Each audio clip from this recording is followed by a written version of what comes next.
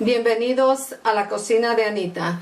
Hoy vamos a hablar de varias cosas, ¿verdad? Una es neuropatía que sufren las personas con diabetes. Ok, eso es una. Y el doctor Rodrick, él va a hablar sobre qué es la neuropatía diabética y cuáles son los síntomas. Y cuándo es que uno va a ver el doctor. ¿Y qué tratamiento hay para buscar alivio? Él va a hablar de todo eso, ¿verdad? Ahora le presento al Dr. Rodrick. Dr. Rodrick, welcome to Cosinando con Anita. It's a pleasure to have you here, ¿verdad?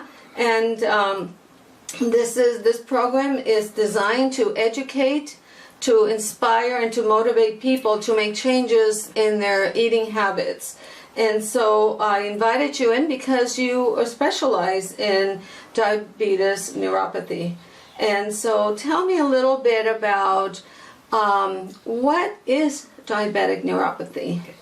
Thank you for having me here. I'm happy to share the knowledge I have. Diabetic neuropathy basically is a medical condition or problem, and in terms of, from my standpoint, what I deal with the feet and legs is pain, numbness, tingling, associated with diabetes, from long-term or short-term diabetes, whether or not it is or is not controlled in terms of blood sugar levels. Okay, so what are the symptoms of diabetes neuropathy? What are they? Diabetic symptoms can be very mild, from some numbness, a little bit of tingling, burning sensations, to that which becomes painful. Can't stand bed sheets, the weight of the socks and shoes on the feet are intolerable. More noticeable symptoms are open wounds, sores to the feet or toes, more common things that I see with my patients. Wow.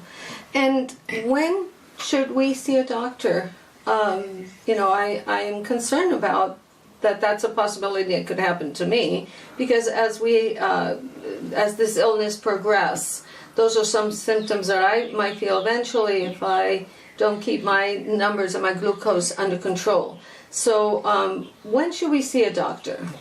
In general, doctor visits should be routine with a primary care doctor. As far as podiatry visits, yearly at the least, specifically more often if there's issues with the feet.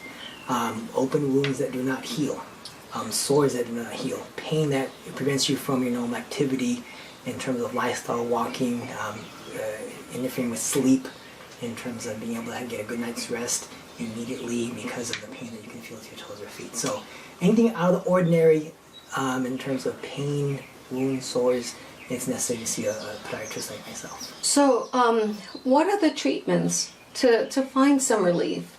What should I do if I start feeling those pain in my feet and my hands? Okay. In terms of treatment, first you actually need to have, if you can't see for reasons of diabetic eye problems and issues, have someone look at the feet. Sometimes you can see a wound or a sore or some external symptoms that can cause the problems. Obviously, wounds or sores need to be treated by typically physicians or medical health professionals. Treatments that involve the neuropathy, better control of blood sugar levels will certainly help. Activity levels, in terms of walking activity, can help with blood supply and blood flow, which help with the nerves. Treatments over the counter are the different types of creams advised for diabetics that can help with the neuropathy. And of course, medication-wise, there are pills, tablets that doctors prescribe to help control and alleviate the symptoms and signs of the pain. So there you have it. There you have it, folks. It goes back to eating healthy. It goes back to exercise. It goes back to resting and taking your medications, and continue to find relief through, of course, seeing your doctor once a year, and continue to find rest and comfort in applying topical medications.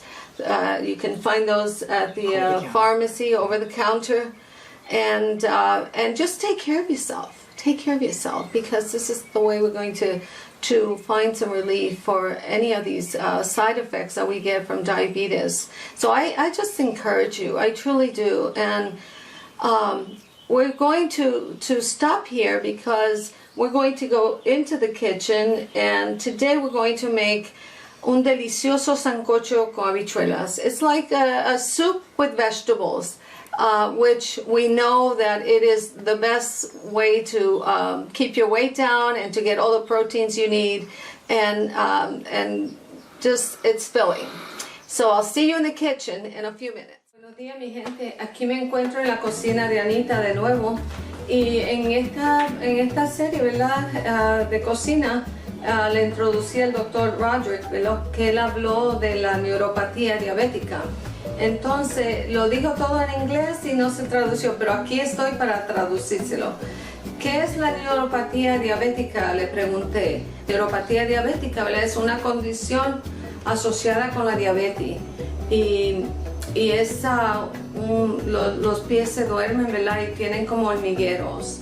Entonces le pregunté, ¿cuáles son los síntomas, verdad? Pues eso mismo, hormigueros en sus pies, muchas veces en sus manos, ¿verdad? Y le pregunté también qué tratamiento hay para buscar alivio. Entonces hay muchas disponibles. Usted tiene que preguntarle a su doctor qué es lo que él quiere que usted use. Pero sí hay muchos tratamientos para esto. De aquí terminamos la entrevista con el doctor Rodrick, ¿verdad? Y él pues vamos aquí ahora a la cocina y vamos a hacer un sancocho, y es un... ¿Qué es un sancocho? Yo me recuerdo que en mi casa, cuando mamita, especialmente los domingos, ¿verdad?, ella pues buscaba todas las verduras que tenía o carne que tenía, pues ella la empezaba a echar en la olla, y es como una sopa, ¿verdad? Y es un plato potente, ¿verdad? Excelente caldo o sopa que es integrado por carnes, verduras y condimentos. El sancocho es espeso. Muchas de las verduras que se le echan es la mazorca, el plátano verde o el plátano maduro, la yautía, la yuca, las zanahorias y legumbres, entre otras. Este plato es bien beneficioso para personas que sufren de diabetes, y se abastece la persona y a la vez se está comiendo sus vegetales. Aquí vamos, ya le presento los vegetales, ¿verdad? Aquí está todo, ya la receta, ya lo vieron en el video.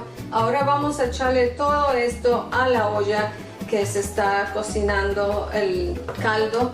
Herví pollo, ¿verdad? Y esto es el caldo de pollo.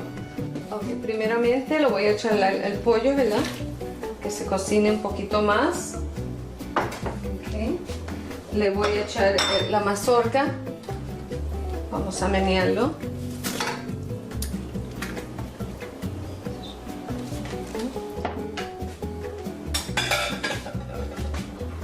La cebolla.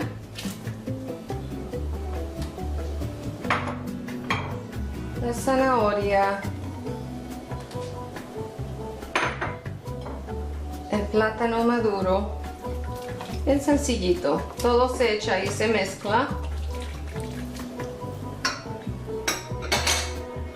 La habichuela roja o colorada, el garbanzo,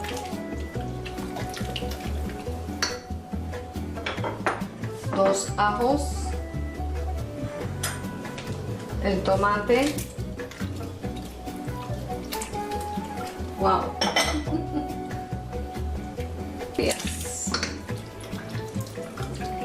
Y aquí está el sancocho. Ahora se deja hervir.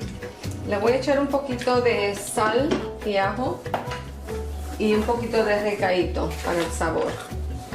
Un plato muy sencillito, ¿verdad? Y a la vez muy sabroso y muy nutricional. Este caldo es este caldo, como le digo, es muy saludable para usted, la persona con diabetes, ¿verdad? Recuerde que cómase un pedacito de la mazorca, porque la mazorca y el plátano tiene carbohidratos, ¿verdad? Limítese a un pedacito o dos, no más, ¿ok? Pero todo lo otro muy sabroso, muy nutritivo. Para taparla. Y aquí está el sancocho estilo criolla y hecho por Anita.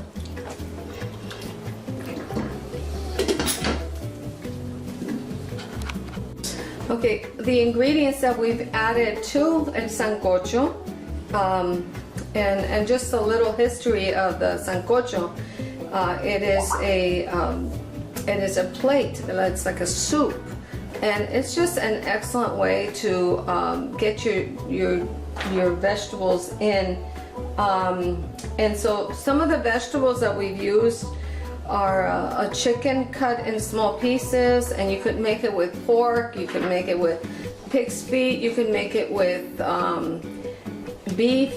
This sancocho you can add any type of meat. We added a can of red beans, a can of garbanzo beans, we've added corn, we added let me see, onions and tomato. I added some yellow plantains as well, and garlic salt, and I added 2 garlics in there for flavor, and I also added a recaito, which is an excellent source for flavoring a cooking base. So those are all the ingredients that I've added to it, and it should be cooking and should be ready within about 20 minutes. Then we could eat it. And I've added this soup. You can have it with white rice, or you can have it with bread. I opted to have it with bread because it's got a lot of carbs, but I opted for whole wheat bread, just maybe 1 piece of bread to dip it in there and just eat the bread like that. Okay, el pan que vamos a usar es pan integral. Y esto se puede comer con arroz blanco, se puede comer con el arroz amarillo, ¿verdad? Pero eso es mucho carbohidrato. Yo digo que un pedacito de pan, ¿verdad? Para que lo mojen con la sopa, queda muy rico. Está listo el sancocho. Vámonos a comer. The sancocho is ready. Let's go eat.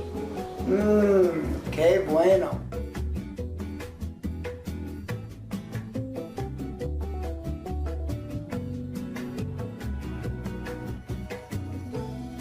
Vamos a probar este rico sancocho, a ver cómo quedó y cómo me gustó.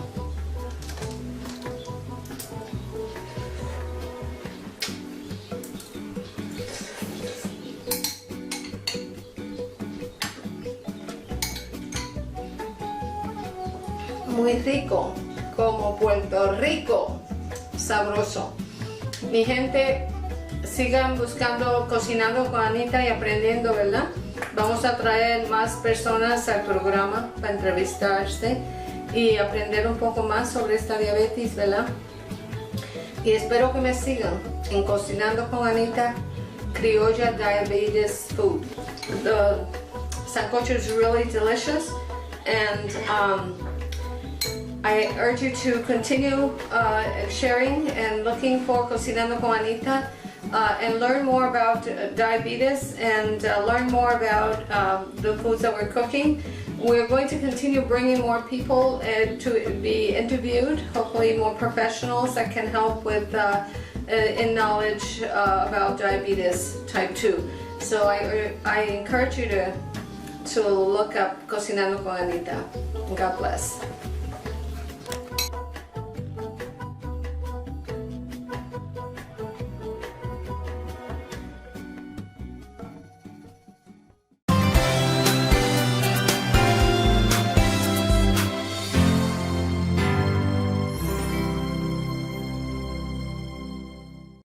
Los invito a que vengan a mi casa en la Casa Lomita Verde, caribereality.com.